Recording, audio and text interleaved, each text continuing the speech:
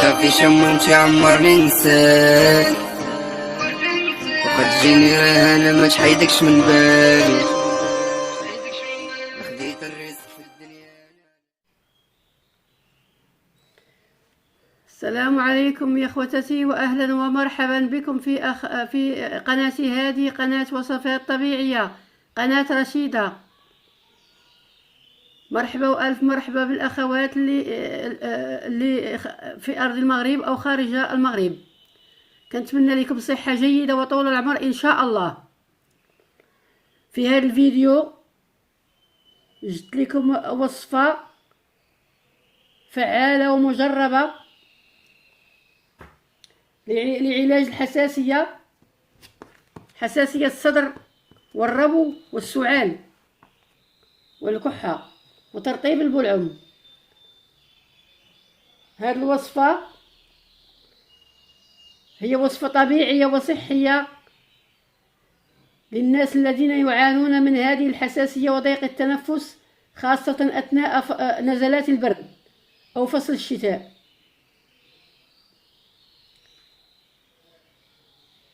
لذلك جئتكم بهذه الوصفة لتستفيدوا منها، بعدما استفدت أنا من عند امرأة جربتها وتعالجت بعدما عانت كثيرا من هذه الحساسية.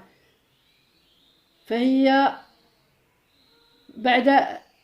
بعد أن كانت تعاني من مرض مزمن، وذهبت عند عدة أطباء ولم تتعالج، ولذلك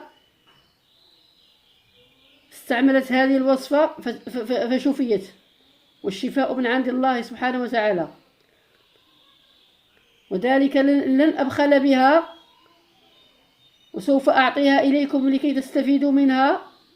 فأكثر الناس الصغار وكبار يعانون من هذا المرض.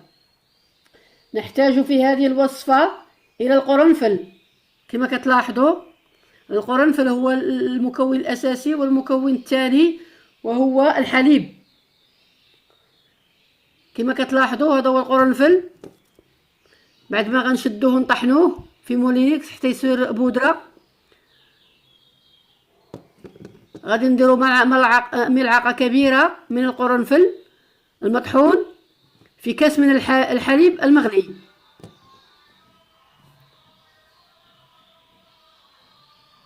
القرنفل الذي يحتوي على نسبة عالية من الفيتامينات وعلى الألياف وعلى المنغنيز والبوتاسيوم والحديد وعلى مضادات الأكسدة، وهو مقوي للعظام ويعزز كثافتها ويحميها من الكسور، كما أنه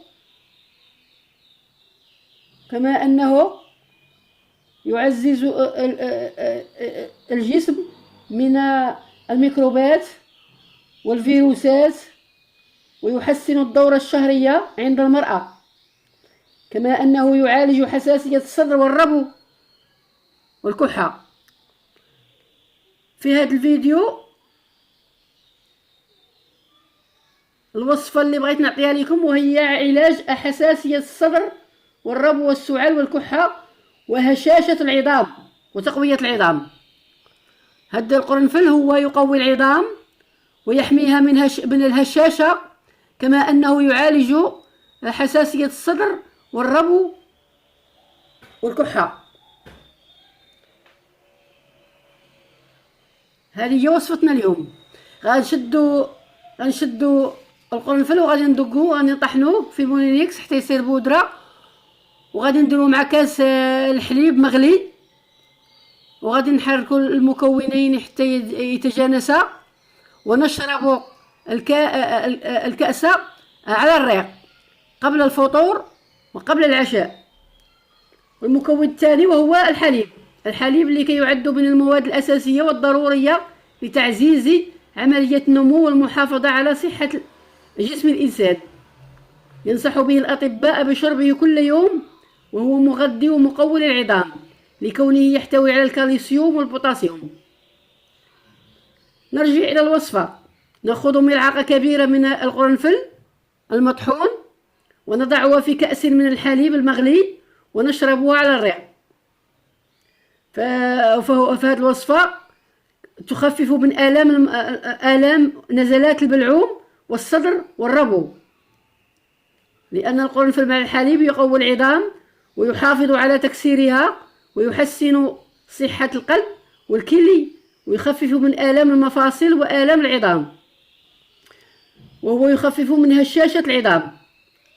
فهذه الحلقة فهذه الوصفة هي وصفة سحرية وفعالة للناس الذين يعانون من هشاشة العظام ومن حساسية الصدر والربو.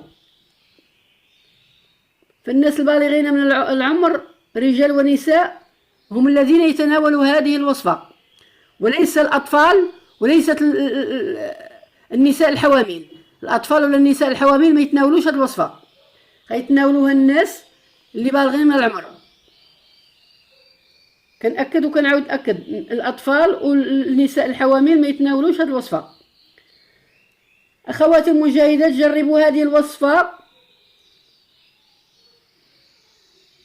سوف تعطيكم نتيجة مرضية وسوف تخلصكم من حساسية الصدر والربو وهشاشة العظام وآلام المفاصل إذا كنتم تعانون من هذه الأعراض. لا تنسوا الاشتراك بهذه القناة والضغط على الزر الأحمر ليصلكم كل جديد. لدي الكثير من الوصفات يا أخواتي الأحباء. جزاكم الله خيرا وشكرا.